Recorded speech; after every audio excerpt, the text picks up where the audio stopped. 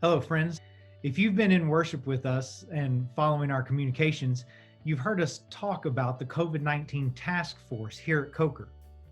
A few weeks ago, I launched a video outlining the task force's thinking on 3 best practices to mitigate risks and our plans to move forward in loosening restrictions. Since that video was launched, San Antonio has become a hotspot for COVID-19 cases, and we are not able to move forward as we had planned.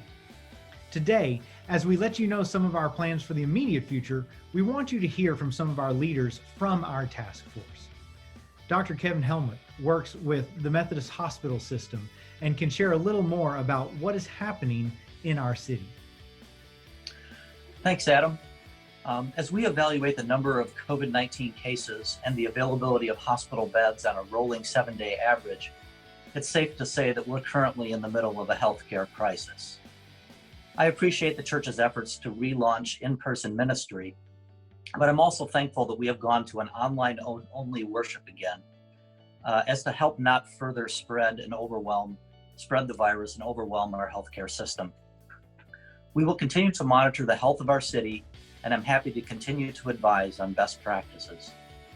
When we started these task force meetings, I was vocal in expressing my feelings that Coker is doing a great job through our online ministry efforts.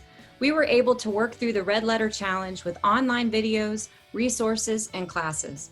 Our online worship experience is superb, and I actually have advocated from the beginning of this situation that we remain online only.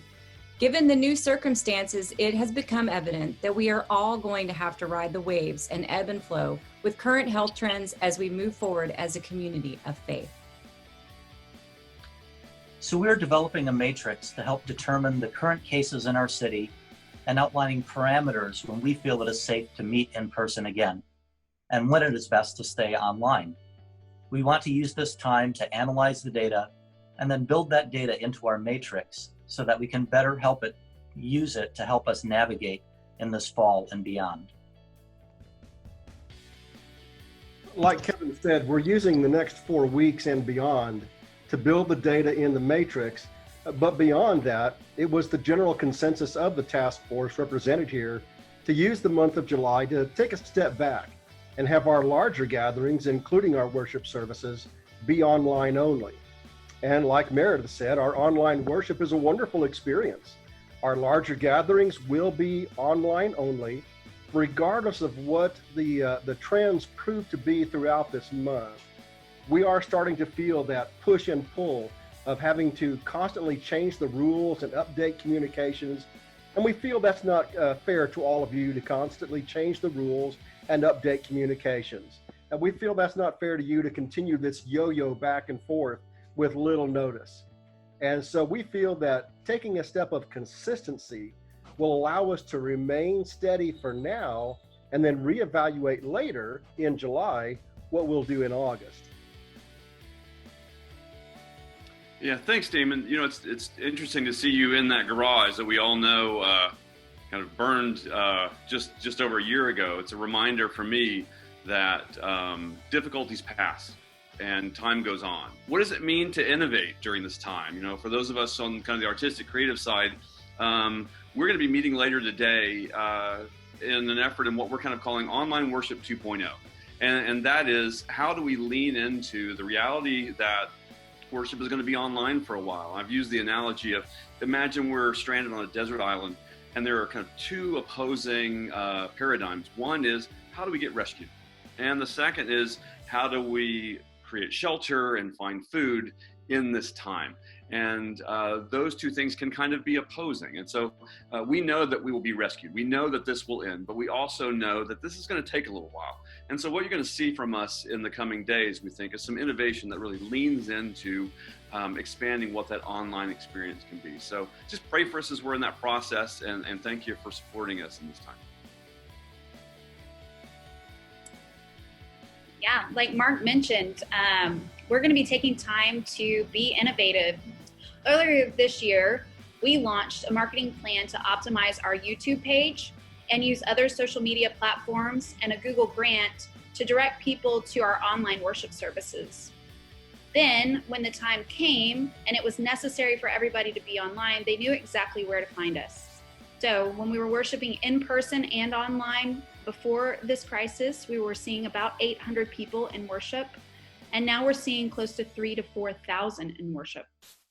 So taking some time to be innovative this summer will allow us to think of ways to further engage those 3,000 people in both online worship and to invite them a step closer into a relationship with Coker through online classes, small groups, and the like.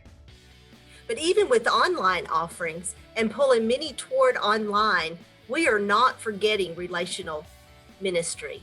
And that is so important right now for our kids and our youth and our families. Relationships, connections must be kept alive. So 2 of our main goals in family ministries right now is to continue to grow the faith of our kids and our youth and to keep them safe while we're doing it. Yes, that means as a family ministry team, we must think outside the box. And there will be times that we will go way outside the box so that we can continue to minister to our families. During this time, we have kept in constant contact with our families. But what we have found out is that kids, youth, and even their parents are tired of online. Therefore, our ministry team will keep looking for ways to connect with all, to keep our relationships and our connections alive. Through these connections this summer, this fall will prove to be even more connected. So, friends, stick with us. July's worship will be online only as the cases in San Antonio hopefully settle and as we collaborate on fall happenings. Other offerings in the summer can be found at coker.org/events. It continues to be our mission to lead people to love God, to serve others in the way of Jesus, and to change the world through the power of the Holy Spirit.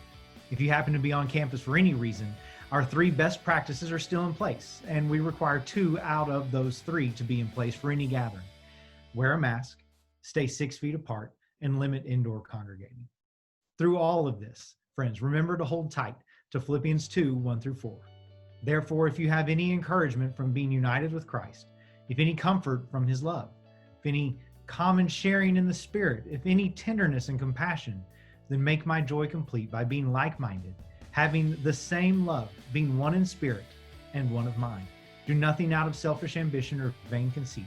Rather, in humility, value others above yourselves, not looking to your own interests, but each of you to the interests of others. For any of the other updates, friends, I hope you'll visit coker.org/coronavirus, and I look forward to worshiping with you online this Sunday.